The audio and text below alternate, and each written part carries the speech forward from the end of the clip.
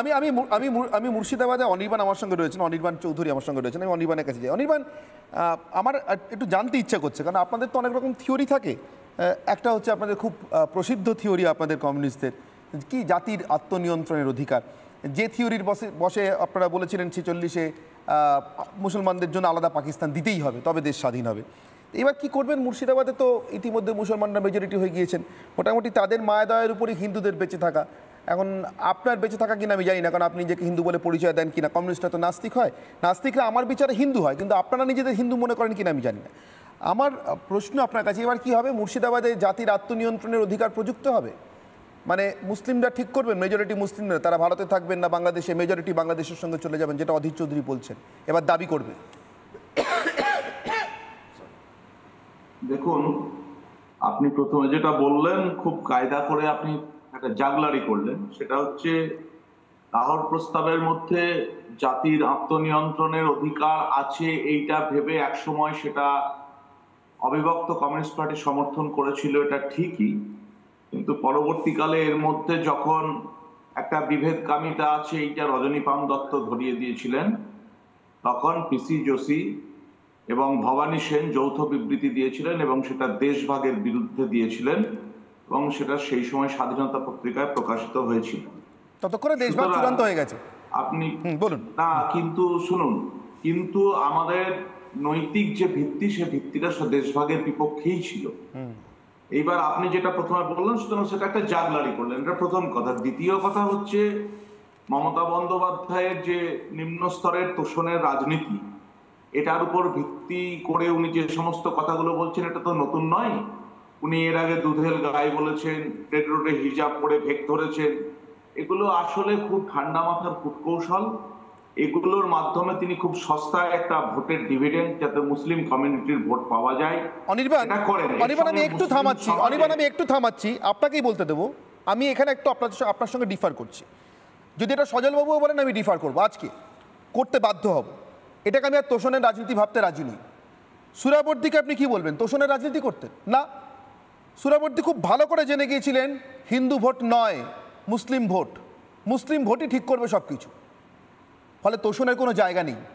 অনির্বাণ, যদি আপনি জানেন যে কে আসলে নিয়ন্ত্রণ করছে, তাহলে আপনার কাউকে তোষণ করার দরকার পড়ে না। আমি আসবো অনির্বাণ, আপনার কাছে আসবো। অনির্বাণ, আমি বলছি সুরাবর্দীর সমান বিপদের সামনে আমরা।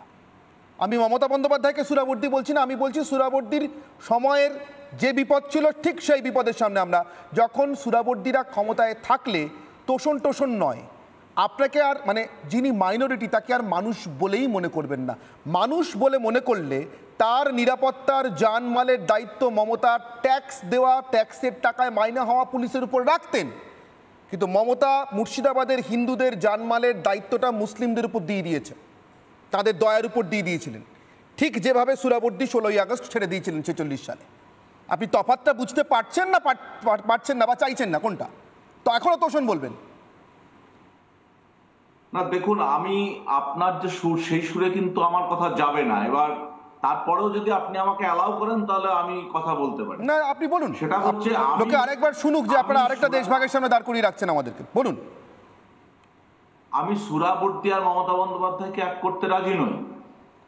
আমি যেটা পরিষ্কার বলছি সেটা হচ্ছে মমতা বন্দ্যোপাধ্যায়ের এটা অত্যন্ত নিম্ন স্তরের একটা তোষণের রাজনীতি।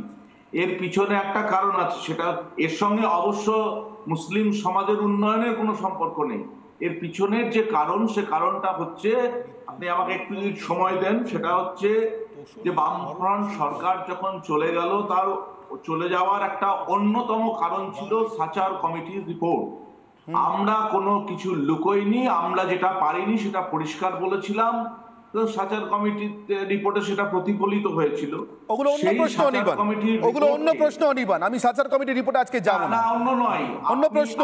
সাচার কমিটির রিপোর্টে যাব না এই কারণে অনির্বাণ, যদি মুর্শিদাবাদে দেখুন একটা উল্টো প্রশ্ন আসে। অনির্বাণ এখানে হাত তুলছিলেন, আমি অনির্বাণের কাছে যাবো। অনির্বাণ, যদি মুর্শিদাবাদে হিন্দুরা সংখ্যালঘু হয়ে গিয়ে থাকেন, এবার আমি পাল্টা কতগুলো প্রশ্ন করলাম, জানি না মমতা বন্দ্যোপাধ্যায়কে তো পাওয়া যায় না, উনি ওইসব জায়গাতে ইন্টারভিউ দিতে যান যেখানে ওনার ব্যাগের ভিতরে কি আছে জিজ্ঞাসা করা হয়, অথবা উনি কি কালারের শাড়ি পরতে ভালোবাসেন, অথবা কোন সিরিয়াল দেখেন।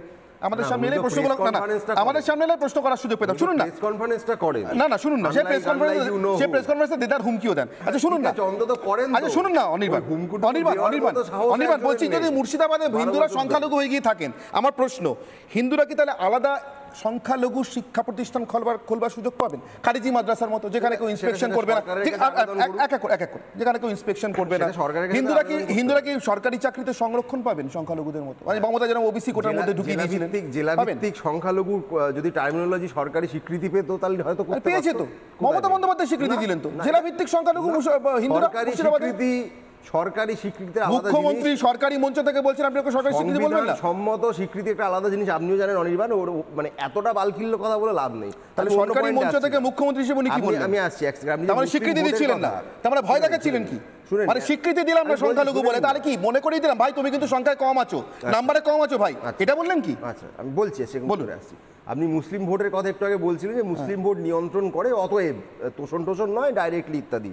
এবার এখানে মনে করিয়ে দিই আপনাকে, মালদা এবং মুর্শিদাবাদ, আগের দিন বোধহয় আপনার সাথেও বলছিলাম যে এই দুটি জেলাতে গোটা পশ্চিমবঙ্গের মুসলিম জনসংখ্যার কনসেন্ট্রেশন সবচেয়ে বেশি এই দুই জেলায়, এবং এই দুই জেলাতেই তৃণমূল কংগ্রেসের রাজনৈতিকভাবে পায়ের তলায় জমি শক্ত করতে কালঘাম ছুটে গেছে।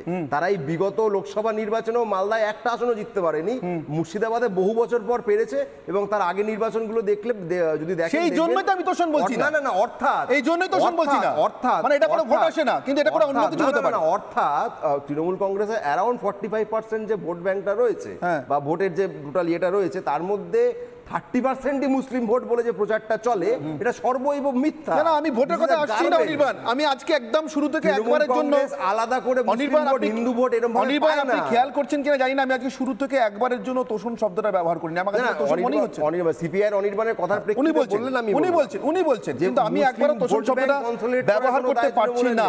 আমার বরঞ্চ বাংলার মানুষের ভোট মিশ্র, আমার বরঞ্চ আরেকটা কথা মনে হয়েছে নির্মলবাবু, আমার বরঞ্চ আরেকটা কথা মনে হচ্ছে, কিছুদিন আগে মোহাম্মদ সেলিম একটা প্রেস কনফারেন্স করেছেন, করে বলেছিলেন যে বাংলাদেশে যারা সংখ্যাগুরু তাদেরকে ওপারের সংখ্যালঘুদের দায়িত্ব বুঝে নিতে হবে, আর এদিকে যারা সংখ্যাগুরু তাদেরকে এদিকের সংখ্যালঘুদের দায়িত্ব বুঝে নিতে হবে। আমি অনির্বাণ চৌধুরীকে বললাম, উনি ডেকে গেলেন, বললেন কি সব আমি কি করছি একটা বললেন, আমি ভুলে গেলাম শব্দটা, যাই হোক। তো আমার জাগলারি, তো এই জাগলারির ফাঁক দিয়ে মানে কমিউনিস্টদের তৈরি করা ছিদ্রপথে বারবার এই কালসাপটা ঢোকে কেন? আমার দ্বিতীয় অগ্নিবাণ বামেদের করা ছিদ্রপথেই মেজরিটি সাপ বাংলায়।